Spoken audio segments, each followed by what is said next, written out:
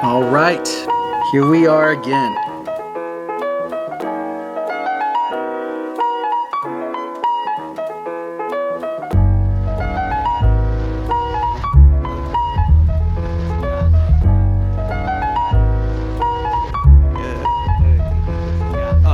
It's a beautiful evening to be in love, right? Sleep all day, forgot what the sunlight. Ooh, she said grab a bottle before you come by. I'm feeling like maybe your brother got to slide through. Fortaleza, that's what you want, right? A couple of shots, don't tell it what that might do. The city shut down, still have a fun time. She said it don't matter if I'm with you, then I'm cool. I'm not Drake, but I'm a love doctor. At least once a day, baby, it's good for your health. Feel like Noah James, she call me Love Monster. I told her to keep that shitty energy to herself. She claims sprung is how my love got her. And I was faring that, so she hit me below the belt. It's a great time to be together. So 2020 was, how do you describe it? Oof. It was a blessing and a curse, let's put it that way. There was a lot of stuff that for us and for Westside Love was actually really good. It was the year that, my wife and I started working together on this company, and it was the year that we both started working on it full time, because this was a side project since 2005 when I first drew the symbol. And 2020, that happened in 2020. It wasn't all bad. One thing that you guys and us did together in a very tactile, very straightforward way was we donated a portion of all sales to some organizations. And as a small company, it's fairly significant. We donated $4,220 to 3 organizations. So applause to you guys for helping us do that. We didn't have sales, then we couldn't have made that large of a donation. So this year we're pledging at least that same donation amount, if not more. Westside Love is bigger than just selling clothes or product. It's actually just starting to actually do other things. So that's been an idea just floating in my head for a long time. Okay, 2 other things. Tori, my wife, she is now working with me. She has been for the last year, full time on Westside Love, and I'm gonna brag for her because she's not the braggadocious type. Aside from being one of the sweetest people I know, and I'm very lucky because she's my wife, but she is a insanely talented designer, and she's worked for the likes of the North Face, Osprey backpacks, and Nixon. Last year, she made the jump to basically work with me full time on the brand. And we talked about it for years, but really the pandemic pushed her into this and pushed us into it, really. It pushed us both into Westside Love full time, straight up. And it was one of the best things that could have happened to us, which is really bizarre and ironic. Yeah, she got laid off.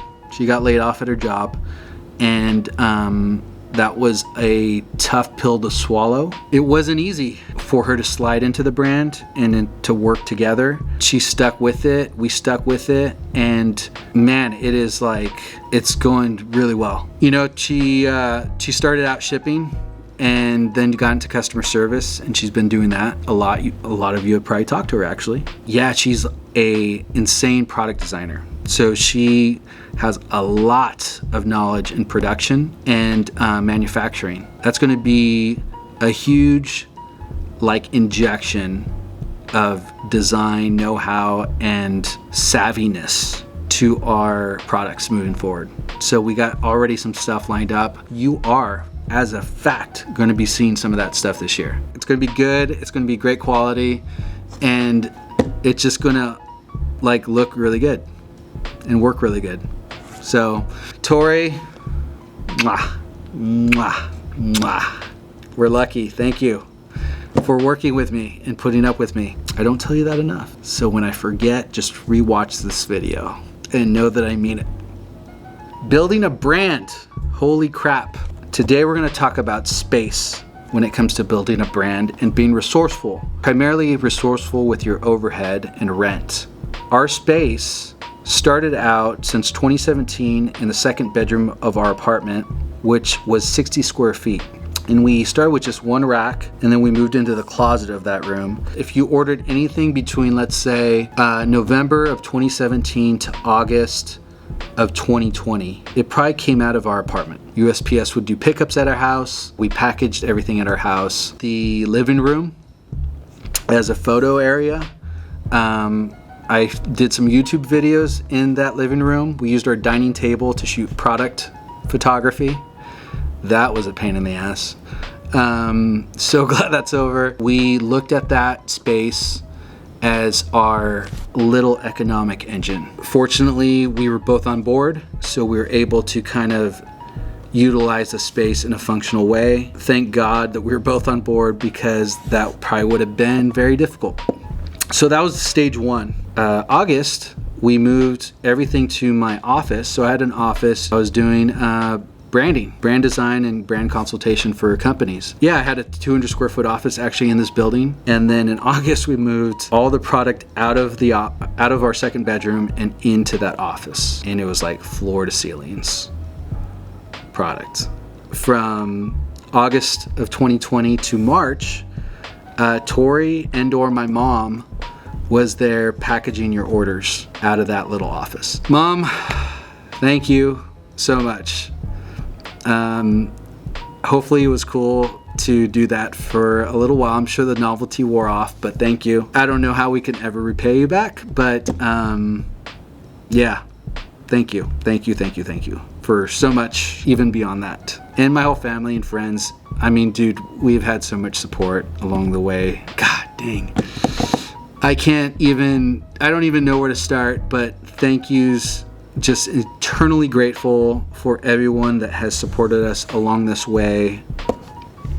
Man, you got to surround yourself with people that support you. It's the only way to get through sometimes, man. Thank you, guys. There's just a lot to be thankful for, and when things are hard, I fall on those blessings, and things do get hard. And so that symbol right there reminds me all the time to lighten up, to kind of see things a little differently. Yeah, so that was our 200 square foot office, and then in March we moved here. This is, I think, 800 square feet. Yeah, I keep screwing it up. So we went from 60 a year ago to 200 to 800. The purpose of this isn't to brag. The purpose of this is to share some stuff that we've learned along the way. And I wanted to make a video on brand building for a long time, but I felt I couldn't because I wasn't really qualified to. Even though I was helping companies build brands, doing brand consulting, I felt I hadn't done it myself. I wanted to make a video about brand building, but I felt like, well, I haven't scaled the brand to anything. So who am I to make this video?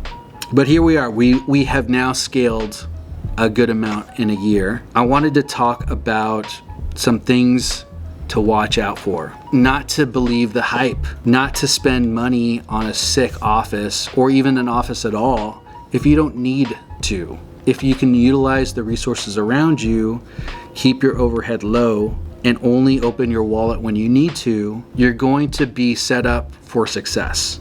And you know, there were instances where I talk to people and they're like, are you doing out of your house? Do you even have an office? And it's like, who gives a shit, man? Who cares if I have an office? What does it matter? Is this a good product or not? You're not shopping at my house. It doesn't matter. It doesn't matter unless part of your company is appearances. It doesn't matter. Don't stress on it. Don't trip on it. Don't spend more than you need to. Period. Don't do it. You're going to be better off. You're going to be less stressed, and it's going to be more enjoyable in the long run, the less stressed you are. Trust me on that. Don't spend more than you have, and be resourceful. Don't believe the hype.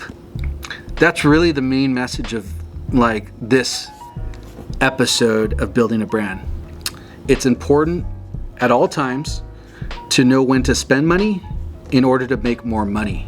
You don't want to be in a position of spending money and not making it back and just spending money for no reason. That is bad business. I'm pretty sure that's the opposite of good business. It's the opposite of business. You're not selling, you're buying. So yeah, it's the opposite of business. Hard enough making something and then selling it because you're attached to it, and then to add to it, you're worrying about overhead, and you're worrying about what this person thinks and that person thinks.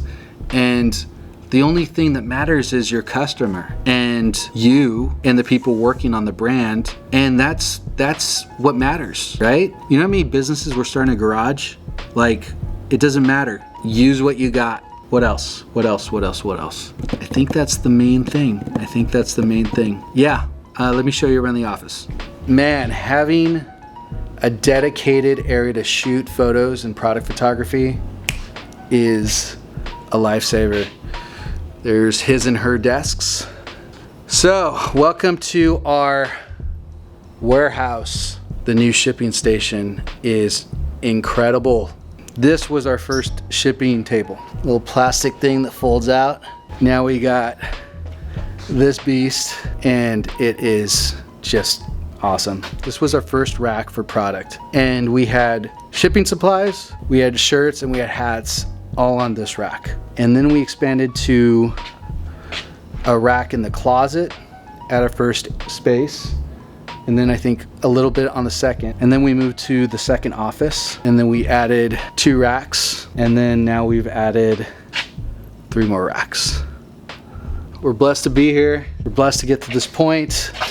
Thank you guys for getting us there. Straight up. All right, guys. If you have any questions, hit us up in the comments. We'll do our best to get back to you. We really want to help creatives out as much as possible, entrepreneurs.